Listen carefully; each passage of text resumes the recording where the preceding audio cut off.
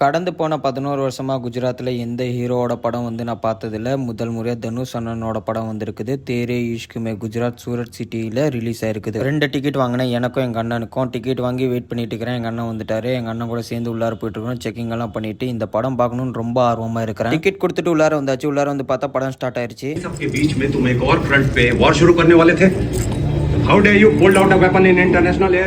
சீரியஸான டைலாக் வரும்போதும் இங்கே இருக்கிற தற்குறிங்கெல்லாம் புரிஞ்சதுக்கு அப்புறமும் சிரிக்கிறாங்க. तुम अच्छे लड़के हो अभी, मैं भी अच्छा हूँ, पर तुम शुरू से अच्छे होगे, मैं नया नया बना. அதில் எனக்கு பிடிச்ச சூப்பர் டூப்பர் ஹிட் டைலாக்னா அது இதுதான். शंकर करे तेरे बेटा हो, तुझे भी पता चले कि इश्क में जो मर जाते हैं वो भी किसी के बेटे होते हैं.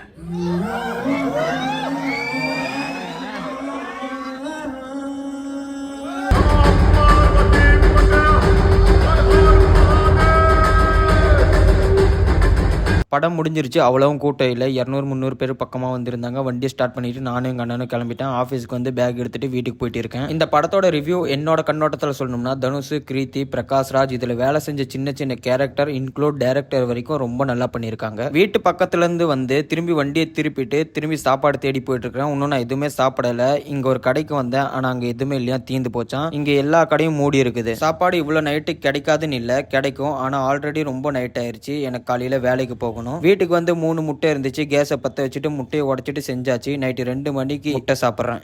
ரொம்ப பசி, பயங்கர பசி. சாப்பிட்டு முடிச்சுட்டு தூங்கிட்டேன். Good night.